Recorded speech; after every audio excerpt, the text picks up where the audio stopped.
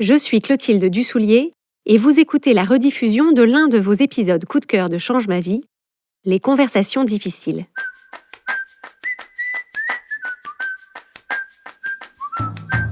Bienvenue sur Change ma vie, outils pour l'esprit. Je suis Clotilde Dussoulier, je suis entrepreneur et master coach certifié et sur ce podcast, je vous livre chaque semaine des outils précis et concrets pour comprendre les mécanismes de votre cerveau et de vos émotions et construire exactement la vie à laquelle vous aspirez.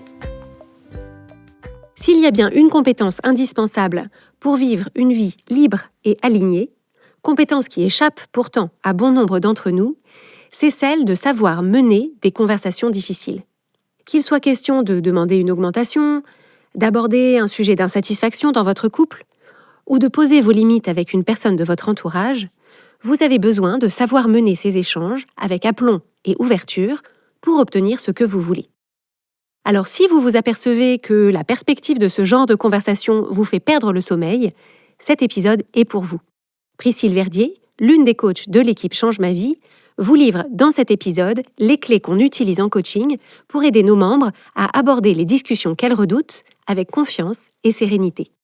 J'ajoute qu'on vous a préparé en appui de cet épisode un guide pas à pas pour préparer votre prochaine conversation difficile. Oui, celle à laquelle vous avez tout de suite pensé en cliquant sur cet épisode. Pour recevoir ce guide gratuitement, rendez-vous sur changemavie.com/conversation, conversation étant écrit au singulier, changemavie.com/conversation. Et maintenant, place à l'épisode. Aujourd'hui, j'ai subtilisé le micro de Clotilde pour aborder avec vous un thème auquel nous sommes toutes et tous confrontés avec des appréhensions plus ou moins marquées. Je veux parler des conversations difficiles.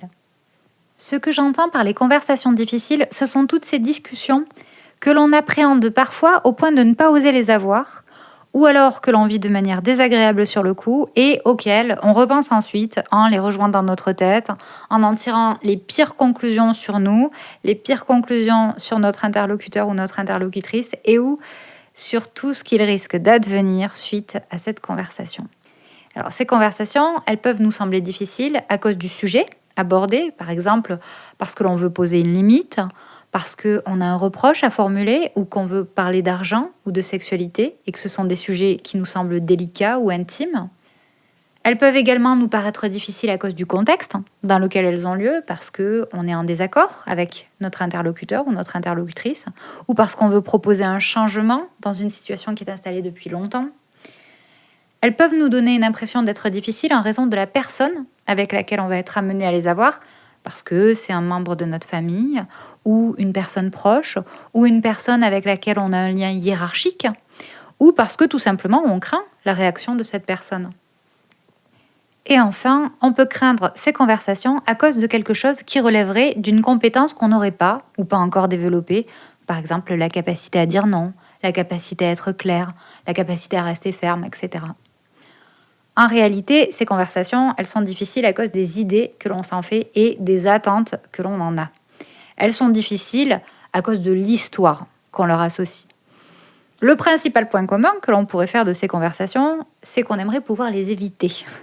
Et je voudrais dire dès à présent que je ne pense pas qu'il y ait une supériorité morale à se faire violence pour mener ce type de conversation juste pour se dire qu'on les aurait affrontées. Ces conversations et leur évitement ne deviennent un problème que dès lors que les éviter n'est pas possible ou parce que les éviter vous éloignent de ce que vous voudriez vraiment pour vous.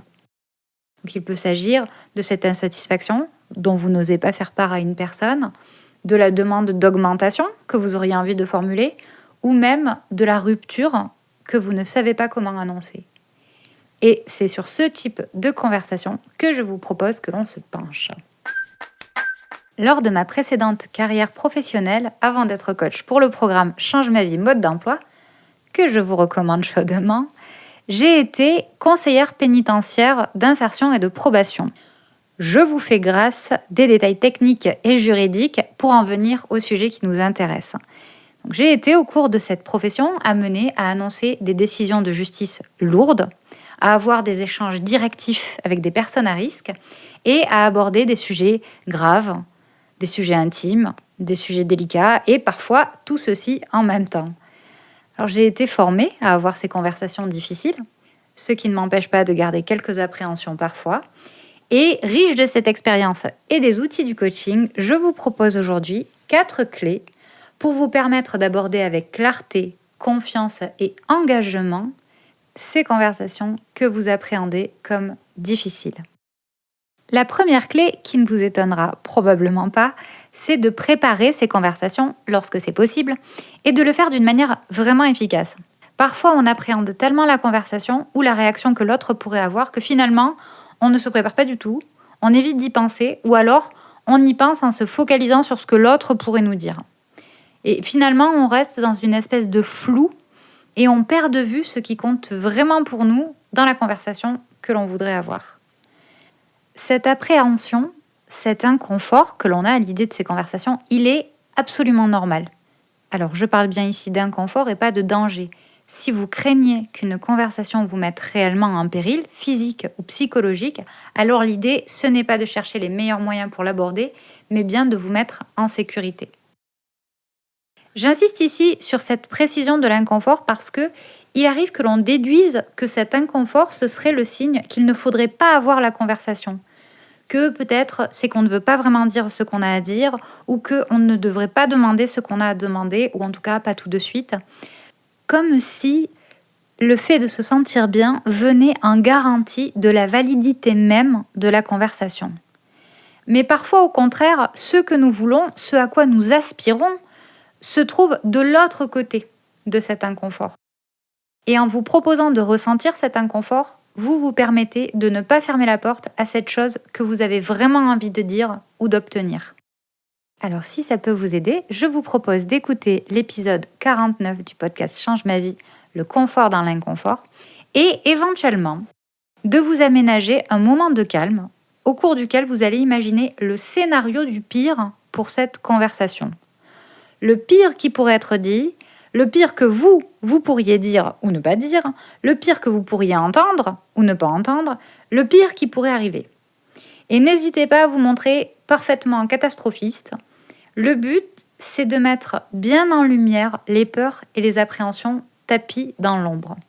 Déjà, ça les rendra moins effrayantes.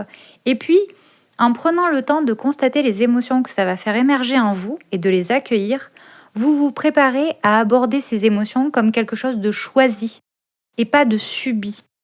Et vous créez un repère de sécurité entre vous et ces émotions. Parce que c'est souvent ça le pire qui puisse arriver dans une conversation difficile. Des émotions à ressentir. Une fois ce scénario du pire déroulé, je vous propose d'en revenir à ce que vous voulez dire. Ce que vous voulez vraiment dire, tout ce que vous voulez dire et pourquoi vous voulez le dire. Pour vous aider à faire de la clarté sur le pourquoi vous voulez dire les choses, si ce n'est pas limpide pour vous, je vous renvoie ici à l'épisode 269 du podcast « Oser dire les choses ». Il ne s'agit pas ici de trouver des phrases parfaites que l'on voudrait prononcer avec verve, confiance et talent pour créer un effet prodigieux sur notre interlocuteur ou sur notre interlocutrice. Il s'agit bien de se demander quel est le message précis que vous voulez faire passer ou quels sont les éléments que vous avez besoin de demander ou de connaître. Je vous recommande à ce stade de préparer votre message avec l'intention de décrire les choses avec le plus de neutralité possible, en étant factuelle et descriptive autant que faire se peut. En faisant ça, vous allez rester dans une énergie émotionnelle neutre et ça vous évitera de voir la discussion s'orienter sur la négociation des interprétations des uns et des autres. Par exemple, si votre message, c'est que vous avez envie que quelque chose change, décrivez plutôt ce qu'il se passe actuellement et factuellement aujourd'hui, comment vous y réagissez et comment vous aimeriez que les choses changent. Si vous posez une interprétation sur les choses, par exemple en disant « c'est n'importe quoi », vous risquez d'ouvrir un débat sur la bonne ou mauvaise qualité de cette interprétation et toutes les raisons pour lesquelles « non, c'est pas n'importe quoi, ce n'est pas vrai, etc. etc. » Les interprétations, ce sont des jugements et les jugements sont propices aux reproches et les reproches complexifient tous les échanges. Après avoir fait la clarté sur le contenu, sur le fond du message que vous voulez faire passer, je vous invite à déterminer le but qui est le vôtre à travers cette conversation. Est-ce que vous souhaitez faire passer une information ? Est-ce que vous voulez obtenir une information ? Est-ce que vous voulez avoir un échange ou entamer une négociation ? Ou est-ce que vous voulez formuler une demande ? Il est très utile de se poser ces questions et de déterminer exactement vos attentes et votre objectif, car en fonction du but que vous visez, la manière d'amener les choses ne va pas être la même.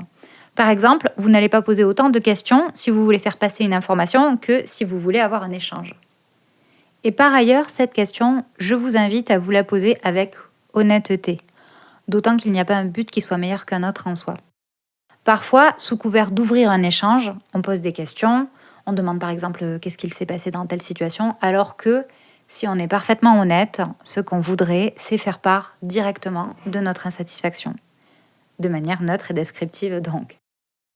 Si vous donnez l'impression que vous ouvrez la porte à un échange alors que ce n'est pas votre intention, il va être très difficile pour votre interlocuteur ou votre interlocutrice de réagir d'une manière adaptée, ce qui, là aussi, risque de complexifier encore la conversation.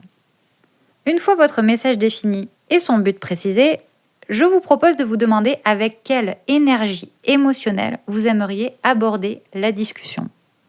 Par énergie émotionnelle, j'entends quelles sont les émotions dominantes que vous avez envie de ressentir durant cette conversation.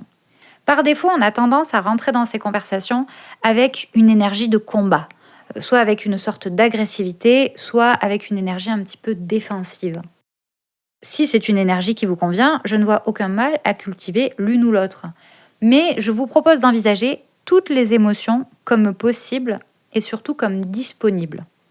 Imaginons que n'importe laquelle des énergies émotionnelles vous soit accessible, laquelle trouveriez-vous la plus plaisante et la plus efficace pour délivrer votre message ?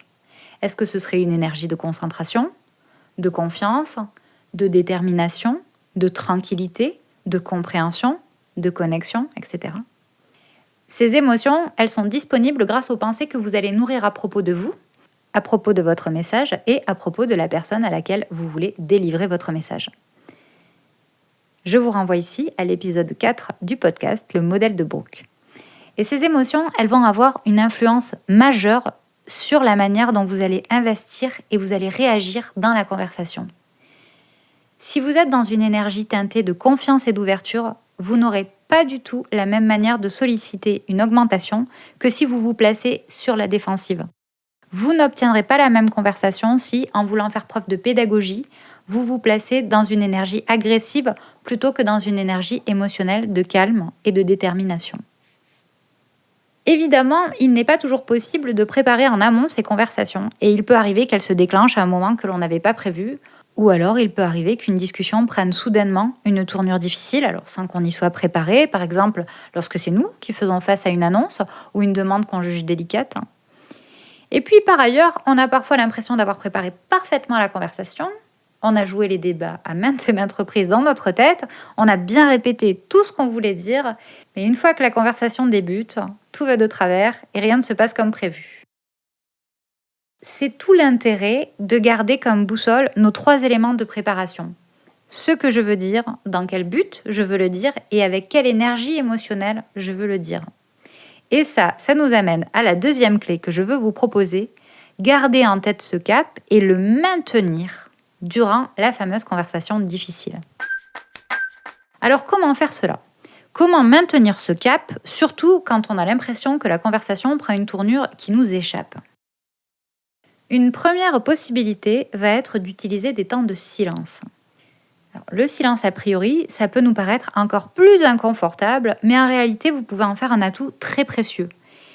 Je vous invite à vous autoriser à créer intentionnellement des temps de silence dans ce type de discussion pour vous demander où en êtes-vous ? Où en êtes-vous de votre message ? Où en êtes-vous du but que vous cherchez à atteindre ? Et où en êtes-vous de l'émotion qui est la vôtre ? Et ça, particulièrement s'il s'agit d'une conversation qui intervient sans que vous ne l'ayez préparée. Prenez un instant, quelques secondes suffisent pour vous poser ces questions. Quel message ? Quel but ? Quelle énergie ? Et en fonction de votre réponse, autorisez-vous un temps de respiration supplémentaire pour réorienter votre discours intérieur dans un sens qui vous plaise mieux et pour reprendre la conversation avec une meilleure énergie. Parfois, à l'idée de créer des temps de silence, on peut craindre d'avoir l'air un peu bizarre ou un peu démuni. Et bien qu'on puisse se dire, quand bien même, si ça me permet de reprendre les commandes, alors le jeu en vaut la chandelle, je veux vous rassurer. Une personne à l'aise avec le silence donnera toujours une impression de stabilité, de confiance et de maîtrise. Une deuxième idée pour maintenir notre cap, si on a l'impression de se perdre en chemin, ça va être de passer au niveau du commentateur ou de la commentatrice de la discussion. Dans mon ancien métier, on parlait parfois de ça en utilisant le terme de manière un peu abusive de métacommunication. Donc ça consiste à sortir de la conversation en elle-même pour en commenter, de manière neutre et descriptive, la tournure. Faire ça, ça va permettre à chacun de reprendre de la hauteur et de se demander un instant où il en est. Et c'est particulièrement efficace dans les cas où les temps de silence sont toujours remplis par quelqu'un. Alors, concrètement, ça revient à dire des choses de type « Attends, là j'ai l'impression que le ton monte » ou « Les arguments sont en train de s'orienter sur tel sujet et je souhaite qu'on en revienne à tel sujet » ou « Là la conversation va très vite, j'arrive plus à réfléchir, j'ai besoin de prendre un instant de réflexion. » Ça, c'est un outil extrêmement puissant que j'ai beaucoup utilisé pour communiquer et auquel j'ajoutais un mot sur là où moi, j'en étais dans la conversation. Donc par exemple, là, le sujet devient délicat et le ton monte, je commence à être mal à l'aise. Je vous demande de prendre un instant, je ne suis pas sûre de suivre ce que vous me dites, j'aimerais comprendre. Vous avez parlé pendant plusieurs minutes, il y a déjà beaucoup à retenir pour moi, je vous demande de finir rapidement votre propos. Ou encore, là, le ton monte, je ne pense pas que ce soit votre intention, mais vous me faites peur. Et ça a permis dans de nombreux cas de désescalader des échanges musclés, de revenir au calme et de continuer avec une intention plus productive. Et si ce retour au calme n'est pas possible, alors la réponse adaptée, c'est peut-être de mettre un terme à la discussion de manière douce et respectueuse, quitte à la reprendre à un moment plus apaisé. Ça doit toujours rester une possibilité. Enfin, la troisième idée pour se rappeler ce cap, donc quel message, quel but, quelle énergie émotionnelle, c'est de poser directement des questions en cas de doute. On l'oublie bien souvent, mais poser des questions, c'est encore le moyen le plus fiable de faire de la clarté sur ce qu'il se passe et sur les attentes des uns et des autres dans la discussion. Donc ça peut être par exemple, qu'est-ce que tu entends par là ? Qu'est-ce que tu attends de moi dans cette discussion ? Est-ce que je suis claire ou est-ce que mon propos est confus ? Poser des questions, c'est créer de la collaboration avec l'autre dans l'avancée de la discussion. Et la collaboration, ça enlève un bon nombre de difficultés qui imprègnent les conversations difficiles. Parce que dans les représentations qu'on s'en fait, les conversations que l'on maîtrise, ce sont celles où on devrait se montrer injonctif, assertif, direct. Mais dans la pratique que j'ai pu en avoir, j'ai pu constater à l'inverse que vulnérabilité et collaboration incitent tout le monde à prendre ses responsabilités et permettent des échanges bien plus fluides et bien plus productifs. Nous en arrivons à la troisième clé, celle qui introduit la partie la plus délicate, à savoir la place de l'autre. Les conversations dont je vous parle, ce sont celles que l'on entretient avec une autre personne. Et pour préparer ces conversations, souvent on se demande ce que l'autre va dire, comment l'autre va réagir et qu'est-ce que l'autre va en retenir à propos de nous. Je vous propose d'envisager ce que j'appelle la juste place de chacun et chacune dans la conversation. Une conversation, c'est un échange. Bien sûr, il y a des cas où on veut avoir la parole, pleine et entière, et ne pas être coupé. Et si tel est le cas, je vous invite à l'indiquer d'entrée de jeu à l'autre personne, qui pourra alors se réserver le droit de vous écouter ou non, sans prendre la parole. Mais sauf ces rares cas, l'idée d'une conversation, c'est un moment où chacun et chacune va parler. Et l'une des manières les plus certaines d'obtenir un échange fructueux, c'est que chacun et chacune puisse être entendu et donc écouté. Face à un sujet délicat, on peut être tellement attaché à son message et dans une telle urgence à le dire et à s'en débarrasser une bonne fois pour toutes, qu'on oublie parfois que l'autre peut aussi avoir des choses à dire. Or, ce qui favorise le plus le fait d'être entendu, c'est de soi-même proposer une qualité d'écoute à son interlocuteur ou à son interlocutrice. Alors voici quelques points d'attention qui peuvent vous aider à repérer les moments où vous n'êtes plus dans l'écoute. Si tout votre discours intérieur tourne autour de la pensée « ce n'est pas ce que je suis en train de dire, on ne m'écoute pas », vous n'êtes probablement plus dans l'écoute. Si vous vous déconcentrez, que votre esprit s'égare sur d'autres aspects du sujet, vous n'êtes probablement plus dans l'écoute.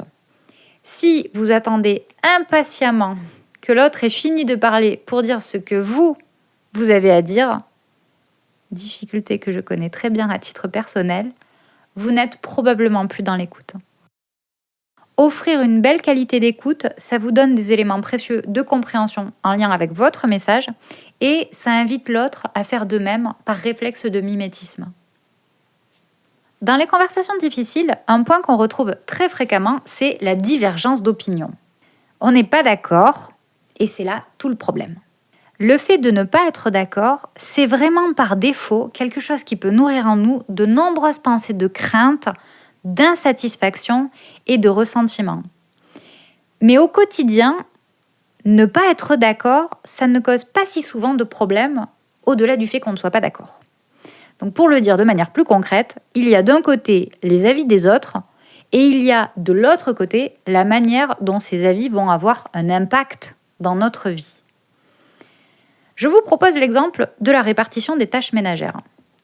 Imaginons que vous trouvez que la répartition des tâches ménagères ou de la charge mentale n'est pas satisfaisante dans votre couple. Exemple qui revient avec récurrence et tristesse, et au sein de couples dans lesquels pourtant tout le monde voudrait que tout se passe bien. Imaginons donc que vous trouviez la répartition insatisfaisante. Vous pouvez penser, par exemple, que cette différence dans la répartition dit tout du patriarcat à l'œuvre dans la société et que votre couple, c'est donc une reproduction de ces discriminations. Et qu'une chose soit claire, je ne suis pas en train de dire que ce n'est pas le cas. Ce que je veux vous amener à constater, c'est que si au moment de proposer de répartir les tâches différemment, parce que c'est là votre but, vous soulevez cette interprétation, il y a de fortes chances que la conversation s'oriente sur cette question, est-ce que oui ou non, votre couple est une représentation du patriarcat? Dans quelle mesure? Au tort de qui? Etc. Et peu à peu, vous vous éloignez du sujet qui vous intéresse vraiment, la répartition matérielle et concrète de qui fait les courses, la lessive et qui y pense, etc. Et quand vous vous éloignez du sujet qui vous intéresse vraiment, vous ne réglez ni le problème de la répartition des tâches, ni le patriarcat, ni ses reproductions. Je ne dis pas que ces conversations ne doivent pas avoir lieu, mais je suis en train de proposer cette idée que le désaccord sur est-ce que oui ou non votre couple reproduit le patriarcat, c'est une question tout à fait annexe de la question de qui fait matériellement quoi à la maison. Et j'ajoute à toutes fins utiles qu'il est bien plus facile de considérer la question du patriarcat lorsque l'on est d'un certain côté de la barrière, par exemple lorsque l'on peut se dire que chez nous, les tâches ont fait l'objet de réflexions pour être réparties équitablement. Accepter que le désaccord existe et ne pas mettre de l'énergie à résoudre ce désaccord, ça permet de garder son énergie vers le sujet que l'on souhaite réellement régler. Alors, un peu de la même manière qu'accepter les désaccords retire des difficultés aux conversations déjà délicates, je veux vous proposer un nouveau point de soulagement. Acceptez que les émotions de votre interlocuteur ou de votre interlocutrice ne sont pas entre vos mains. Nous avons tous et toutes, je pense, eu envie, ou parfois encore avons envie, de contrôler les émotions des autres. D'ailleurs, si on avait l'absolue certitude que la personne à qui on parle allait bien vivre ce qu'on a à lui dire, le nombre des conversations difficiles descendrait en flèche. Dans nos conversations, on se retrouve à mettre une énergie folle à essayer de contrôler ce que l'autre va ressentir. Et si l'autre montre des signes qu'il ne réagit pas comme nous, on le voudrait, on essaie de négocier avec ses émotions. Argumenter avec les émotions que ressentent les autres, c'est un peu comme argumenter avec la météo. On a tous et toutes envie de le faire. Personne n'est d'accord sur ce qu'il faudrait que ce soit. Et on y dépense de l'énergie, mais en réalité, on n'a pas de prise sur le résultat. Et cette énergie, à négocier ça, c'est une énergie dépensée en vain. Et si vous acceptiez pleinement et entièrement que l'autre ait le droit de ressentir des émotions désagréables durant la conversation? Lorsque j'étais conseillère pénitentiaire d'insertion et de probation, j'avais à faire des annonces, alors parfois aux condamnés, mais parfois aussi à leur famille. Il m'est arrivé par exemple d'annoncer à une mère de famille que la demande d'aménagement de peine sollicitée par un condamné n'avait pas été acceptée et que donc le fait de se retrouver tous ensemble en famille pour les fêtes de Noël n'avait pas été autorisé par le juge. La personne était, et on peut le comprendre, très déçue, triste et en colère. Et m'autoriser à ne pas essayer de l'amener à des sentiments, ne serait-ce que d'acceptation, c'était bien plus facile et bien plus confortable, aussi bien pour moi que pour elle. Il n'y a rien que je peux dire qui vous fera vous sentir mieux à propos de cette décision. J'entends votre tristesse. Je peux imaginer que vous vous sentiez déçu. Voilà quelques phrases qui ne règlent pas l'émotion de l'autre, mais qui évitent de rentrer dans une négociation de ce qu'elle devrait en penser ou ressentir. Cela n'exclut pas d'aménager des limites. Les émotions sont acceptables, mais pas toutes les formes de leur manifestation. Et vous pouvez indiquer par exemple « J'entends votre colère, mais si le ton monte, alors je vais mettre un terme à la discussion ». Dans cette même idée, accepter les émotions des autres, ça ne veut pas dire qu'on va se départir de son message ou qu'on va le modifier ou l'abandonner, bien au contraire. Ça revient simplement à laisser l'autre ressentir son émotion, quelle qu'elle soit. C'est ne pas essayer de s'immiscer à cet endroit qui lui appartient pour vous concentrer sur ce qui vous appartient, délivrer votre message, éventuellement d'une manière respectueuse, claire et prévenante, en étant neutre et descriptif, bien sûr. Voilà une merveilleuse qualité que je vous propose de développer, être une personne à l'aise avec les manifestations des émotions des autres. Imaginez toutes les fois où vous avez vous-même eu une manifestation de vos émotions et qu'on vous a renvoyé que c'était pas adéquat. À quel point ça aurait été aidant que la personne à qui vous parliez n'invalide pas ce que vous étiez en train de ressentir.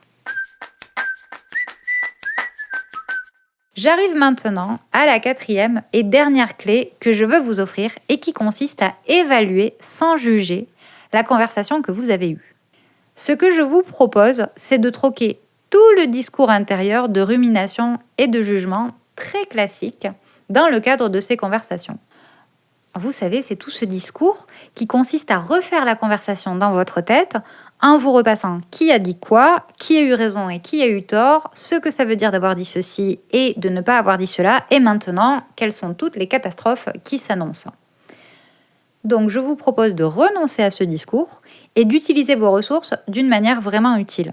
Utile pour vous, utile pour votre relation à vous, utile pour votre relation à l'autre, utile pour votre relation au sujet abordé et enfin, utile au développement de votre compétence à avoir des conversations difficiles. Ce moment d'évaluation, vous pouvez vous l'offrir peu importe que vous ayez eu la conversation ou que vous ne l'ayez pas eue parce que, par exemple, vous n'avez pas osé la voir au moment où elle se présentait. Qu'est-ce qui a bien marché pour vous et votre message lors de cette conversation? Quels éléments de clarification dans sa préparation? Quelles idées? Quelle tournure de phrase? Quel moment de la conversation et quelle énergie à ce moment? Avant, pendant ou après la conversation? Quelles images? Quel silence? Quelle écoute? Quelle place au désaccord? Quelle place aux émotions de l'autre? Et pour les mêmes sujets, qu'est-ce qui n'a pas marché? Qu'est-ce qui vous fait dire que ça n'a pas marché? Quels sont les obstacles que vous avez rencontrés? Qu'est-ce que vous auriez envie de préparer, dire, ne pas dire ou faire différemment la prochaine fois? Qu'est-ce qui serait possible aujourd'hui pour améliorer le résultat que vous avez obtenu? Remplacez vos pensées de jugement par ce temps d'évaluation, ça va vous permettre de développer vos compétences en termes de communication. Ça va vous aider à entretenir une meilleure relation avec vous parce que si une fois que vous avez eu ces conversations, vous vous jugez, vous vous fustigez, ça risque d'aggraver vos appréhensions pour les conversations à venir. Et enfin, ce temps d'évaluation, il vient vous rappeler une chose qui me paraît fondamentale. Les choses sont rarement aussi définitives qu'on pourrait le penser. Il y a très peu de conversations qui entraînent un résultat face auquel plus rien n'est possible. Si vous avez envie de développer pour vous cette merveilleuse compétence qui est l'évaluation sans jugement, je vous recommande l'écoute de l'épisode 216 du podcast « Évaluer sans juger ». Voici donc les 4 clés de mon trousseau. Je vous les rappelle avant de vous les confier pour déverrouiller vos conversations difficiles. La clé numéro 1, préparez autant que faire se peut vos conversations en déterminant le message que vous voulez adresser, dans quel but et avec quelle énergie émotionnelle. La deuxième clé, restez connecté à ce cap tout au long de la conversation grâce au temps de silence, à l'étage de la métacommunication ou en posant des questions.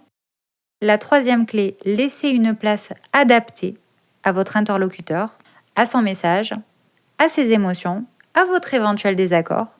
Et la quatrième clé, évaluez cette conversation sans passer par la case du jugement. Et en bonus, je vous propose d'utiliser ces mêmes clés pour développer une compétence encore plus rare et précieuse, devenir une personne avec laquelle il devient facile d'avoir des conversations difficiles. J'espère que cet épisode vous a montré qu'avec la bonne préparation et la bonne énergie, les conversations difficiles peuvent être des opportunités de connexion et de croissance plutôt que des sources de stress et de conflits. Pour appliquer concrètement les clés transmises dans cet épisode, ce qui est évidemment le secret du changement, je vous le rappelle, je vous propose de télécharger le guide pratique qu'on a créé pour préparer votre prochaine conversation difficile. Pour recevoir ce guide gratuitement, rendez-vous sur changemavie.com/conversation. Conversation étant écrit au singulier.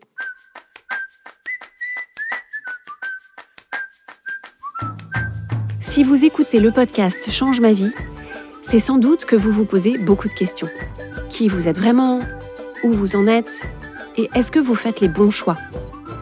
Vous êtes sans doute une personne sensible, avec beaucoup d'émotions, qui vous encombrent parfois. Vous avez toujours à cœur de bien faire et vous vous mettez beaucoup la pression. Mais vous vous apercevez que ce mode de fonctionnement hyper exigeant vous coûte cher. Vous ressentez beaucoup d'anxiété, votre quotidien et vos relations manquent cruellement de légèreté et malgré vos efforts, vous n'arrivez pas à vous sentir juste bien, tranquille avec qui vous êtes et ce que vous faites. À force d'être dans votre tête tout le temps, vous passez à côté de la vie épanouie et alignée que vous pourriez vivre dès maintenant. Si vous vous reconnaissez dans cette description, sachez que je vous comprends à 1000% et que le coaching Change ma vie va vous aider comme il a aidé les milliers de personnes qu'on a déjà accompagnées.